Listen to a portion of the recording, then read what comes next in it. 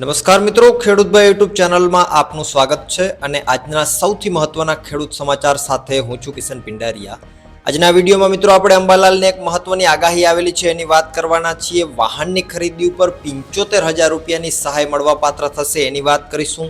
સ્માર્ટફોનની ખરીદી ઉપર 6,000ની સહાય મળશે એની વાત કરીશું। પશુપાલકો માટે મહત્વની જાહેરાત કરવામાં આવેલી છે તો એની પણ વાત કરીશું અને 2000નો હપ્તો તમને ક્યારે મળશે, હપ્તામાં કંઈક વધારો ઘટાડો કરવામાં આવેલો છે તો એની પણ માહિતી મેળવશું। બધા સમાચાર આપણે જોશું। કપાસમાં ચેન્જીસ થયા છે, સ્માર્ટફોનની ખરીદી ઉપર સહાય, સોના ચાંદીના આજના ભાવ જાણીશું। કિસાન પરિવહન યોજના માટે મહત્વની વાત, ઉત્તરાયણને લગતી અંબાલાલની આગાહીની વાત કરીશું। સનેડો ઉપર સહાય મળવાપાત્ર થશે। લાંચને લગતો એક નવો કાયદો આવેલો છે એની વાત કરીશું। પશુપાલકોને લગતી વાત કરીશું। યોગી આદિત્યનાથે જાહેરાત કરી છે એની વાત કરીશું। 2000ના હપ્તાની વાત કરીશું। બધી માહિતી આજે આપણે આ વિડીયોમાં મેળવશું, પણ એ પહેલા વિડીયોને જરૂરથી એક લાઇક આપી દેજો। ચેનલ ઉપર નવા હો તો સબસ્ક્રાઇબ પણ જરૂરથી કરી નાખજો, કારણ કે ખેડૂતોને લગતા સૌથી મહત્વના સમાચાર તમને આપણા આ એક જ ચેનલ ઉપર જોવા મળશે। તો ચાલો આગળ વધીએ અને જાણીએ બધા સમાચાર એકદમ વિસ્તૃતથી। કપાસની ટેકાના ભાવે ખરીદીને લગતા મહત્વના સમાચાર સામે આવી રહ્યા છે મિત્રો। ઓક્ટોબર મહિનાથી જ કપાસની સિઝન છે ચાલુ થઈ ગઈ છે, ત્યારે કપાસની ખરીદી ટેકાના ભાવે કઈ રીતે થશે કે શું એને લગતો સરકારે મહત્વનો નિર્ણય કરેલો છે। ગુજરાતમાં અમદાવાદ અને રાજકોટ આ બે કેન્દ્રોને સેન્ટરમાં રાખી અને ટોટલ 30 જેટલા કેન્દ્રો નક્કી કરવામાં આવેલા છે કપાસના ટેકાના ભાવે ખરીદી માટે। અને જો ભાવમાં વાત કરીએ તો ટેકાનો ભાવ કપાસનો કેટલો રહેશે તો અંદાજિત 6,620 રૂપિયા પ્રતિ ક્વિન્ટલ રાખવામાં આવેલો છે, એટલે કે 5 મણનો ભાવ છે તે 6,620 રૂપિયા રહેશે। અને એક મણમાં જો એને વિભાજિત કરીએ તો 1,324 રૂપિયા જેટલો ભાવ અંદાજિત કપાસનો ટેકાનો જોવા મળી શકે। આવનારા દિવસોમાં હજુ ચોક્કસપણે સરકાર કઈ રીતે નક્કી કરે છે ટેકાના ભાવની માહિતી એ જરૂરથી તમને એની વેબસાઇટ ઉપર પણ માહિતી આપશે અને બીજી જાહેરાતો પણ કરશે, પણ ટેકાના ભાવે ખરીદી થશે એને લગતા સૌથી મહત્વના સમાચાર સામે અત્યારે આવી રહ્યા છે। આગળ વાત કરીએ મિત્રો, સ્માર્ટફોનની ખરીદી ઉપર તમને 6,000 રૂપિયાની સહાય મળવાપાત્ર થશે। 2024માં ખેડૂતોને સ્માર્ટફોનની જે ખરીદી કરવા માટે છે એ યોજના ચાલુ કરી દેવામાં આવેલી છે। આજથી એના ફોર્મ ભરવાના ચાલુ થઈ ગયા છે। 10:30ની આસપાસ પોર્ટલ છે એ ખુલ્લું મૂકવામાં આવેલું છે। સ્માર્ટફોનની ખરીદી માટે 6,000 રૂપિયાની ખેડૂતોને સહાય મળશે। આ યોજનાનો લાભ લેવા માંગતા ખેડૂતો છે એ આઈ ખેડૂત પોર્ટલ છે એના ઉપર અરજી કરી શકે છે। અને જેમ મેં વાત કરી એમ આજથી આ જે યોજના છે એના માટે સ્માર્ટફોન ખરીદી માટે 6,000ની જે સહાય મળશે એની ઓનલાઈન અરજીઓ સ્વીકારવામાં આવી રહી છે। તો સ્માર્ટફોનની ખરીદી માટે 6,000ની સહાયને લગતી સૌથી મહત્વની અપડેટ હતી। એ જ રીતે સોના ચાંદીના ભાવની જો વાત કરીએ તો મિત્રો, લગ્નગાળાની સિઝન હવે ધીમે ધીમે ચાલુ થવા જઈ રહી છે, ત્યારે સોના ચાંદીમાં પણ ઘણી બધી ઉથલપાથલો જોવા મળી રહી છે અને હરેક ખેડૂતો માટે રોજે રોજ સોના ચાંદીના અપડેટ જાણવા પણ ખૂબ જ જરૂરી છે। એટલા માટે આજે 22 કેરેટ સોનાના 10 ગ્રામના જો ભાવની વાત કરીએ તો 58,740 રૂપિયા ભાવ હતો। 24 કેરેટની જો વાત કરીએ તો 61,680 રૂપિયા ભાવ હતો અને છેલ્લા 2-4 દિવસની અંદર મોટો ઘટાડો જોવા મળેલો છે। 24 કેરેટમાં વાત કરીએ તો 3,000 રૂપિયાથી પણ મોટો ઘટાડો સોના ચાંદીના ભાવમાં જોવા મળેલો છે। એ જ રીતે જો ચાંદીના ભાવની વાત કરીએ તો 1 કિલોનો ભાવ આજે 77,500 રૂપિયા રહેલો છે અને ચાંદીમાં પણ 500 રૂપિયાથી મોટો ઘટાડો જોવા મળેલો છે। તો આ હતા આજના સોના ચાંદીના સૌથી મહત્વના અપડેટ। આગળ વાત કરીએ, કિસાન પરિવહન યોજનાને લઈને સૌથી મહત્વના સમાચાર સામે આવી રહ્યા છે। વાહનની ખરીદી માટે 75,000 રૂપિયા સુધીની સહાય ખેડૂતોને મળવાપાત્ર થશે। વર્ષ 2024માં ખાસ ખેડૂતો માટે માલવાહક વાહનો ખરીદવા માટે આ સહાય યોજના જે છે બહાર પાડવામાં આવેલી છે, જે અંતર્ગત માલવાહક વાહનની ખરીદી ઉપર ખેડૂતોને 75,000 રૂપિયા સુધીની સહાય મળવાપાત્ર થશે। આ યોજનાનો લાભ કોઈ પણ ખેડૂત લઈ શકે, જેમાં વિસ્તૃતમાં વાત કરીએ તો નાના સીમાંત અને ST/STની મહિલાઓ આ ટાઈપના જે ખેડૂતો હશે ને 35% અથવા તો 75,000 બંનેમાંથી જે ઓછું હશે તે સહાય મળવાપાત્ર થશે। અને સામાન્ય તેમજ અન્ય ખેડૂતોની જો વાત કરીએ તો 25% અથવા તો 50,000 આ બંનેમાંથી જે ઓછું હશે તે સહાય મળવાપાત્ર થશે। તો ખાસ કરીને 2024ની અંદર ખેડૂતો માટે એક આ મહત્વની યોજના કહી શકાય। જે ખેડૂતો માલવાહક વાહનો ખરીદવા માંગતા હોય તેના માટે અત્યારે આ બેસ્ટ સમય કહી શકાય। ત્યારબાદ સમાચારોમાં આગળ વધીએ તો હવામાનને લઈને સૌથી મહત્વના સમાચાર સામે આવી રહ્યા છે। ઉત્તરાયણના દિવસે કેવા પવનો ફૂંકાશે તેને લઈને અંબાલાલ પટેલ દ્વારા એક આગાહી કરવામાં આવેલી છે।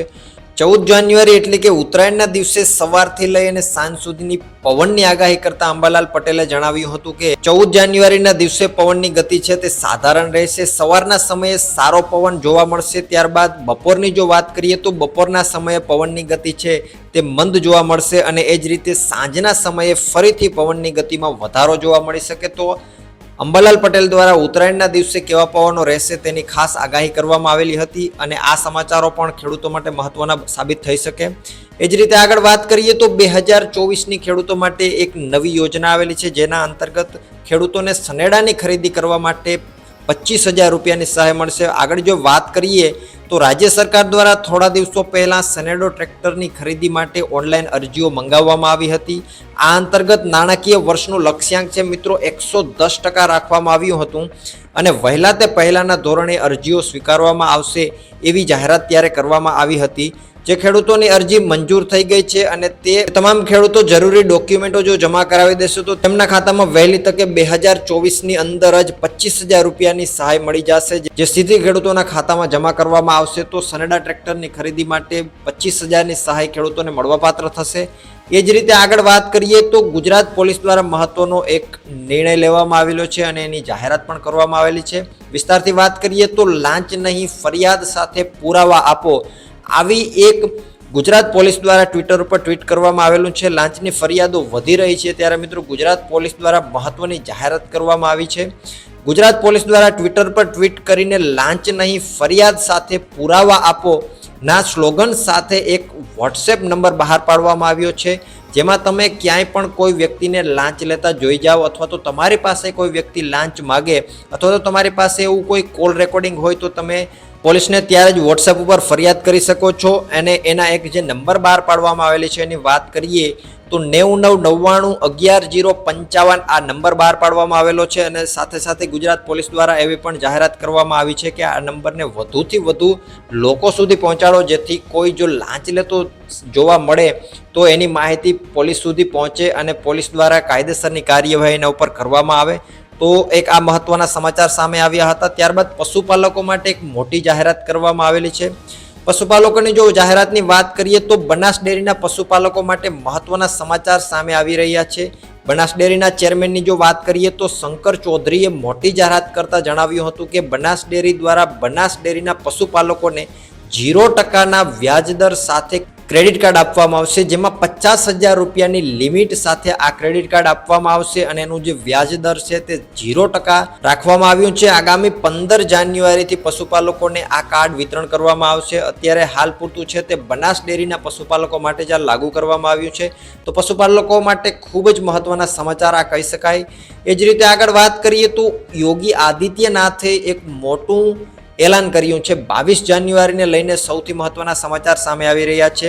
આગામી 22 જાન્યુઆરીએ શ્રી રામ મંદિર પ્રાણ પ્રતિષ્ઠાને લઈને જોરો શોરોથી તૈયારીઓ ચાલુ છે મિત્રો. ત્યારે યોગી આદિત્યનાથે એક મોટી જાહેરાત કરી છે. જાહેરાત કરતા જણાવ્યું હતું કે 22 જાન્યુઆરીના દિવસે તમામ શૈક્ષણિક સંસ્થાઓ જે છે યુપીની તેમાં રજા રહેશે તથા દિવસે દારૂનું જો વેચાણ થાય છે યુપીની અંદર તેના ઉપર રોક લગાવવામાં આવશે. 22 જાન્યુઆરીના દિવસે યુપીમાં દારૂનું વેચાણ કરવામાં નહીં આવે તો એક યોગી આદિત્યનાથ દ્વારા ખૂબ જ મોટી જાહેરાત કરવામાં આવી છે. એ જ રીતે સમાચારોમાં આગળ વધીએ. હવે 2000ના હપ્તાને લઈને સૌથી મહત્વના સમાચાર સામે આવી રહ્યા છે. ક્યારે મિત્રો તમને 2000નો હપ્તો મળશે અને શું 2000ના હપ્તામાં વધારો થશે કે કેમ એની વિસ્તૃત માહિતી મેળવીએ તો આગામી દિવસોમાં લોકસભાની ચૂંટણી આવી રહી છે ત્યારે સરકાર દ્વારા ખેડૂતો માટે એક્ટિવ દેખાઈ રહ્યા છે, કારણ કે 2024ની શરૂઆતથી જ ઘણી બધી ખેડૂતોને લગતી યોજનાઓ સરકાર દ્વારા બહાર પાડવામાં આવી છે. સાથે સાથે ચૂંટણી પહેલાં જ અર્ધવાર્ષિક બજેટ પણ રજૂ કરવાનું થશે, જેથી ચૂંટણીને ધ્યાનમાં રાખીને સરકાર PM કિસાન સન્માન નિધિ યોજનાના જે 2,000ના હપ્તા મળી રહ્યા છે એમાં વધારો કરી શકે છે. સૂત્રો મુજબ ટોટલ 6,000ની જે રકમ મળવાપાત્ર થાય છે ખેડૂતોને એમાં વધારો કરી અને 8,000 રૂપિયા સુધીની સહાય છે એ ખેડૂતોને મળવાપાત્ર થઈ શકે. 2,000 રૂપિયાનો વધારો છે તે આવનારા બજેટમાં ખેડૂતો માટે PM કિસાન સન્માન નિધિ યોજનામાં એડ થઈ શકે.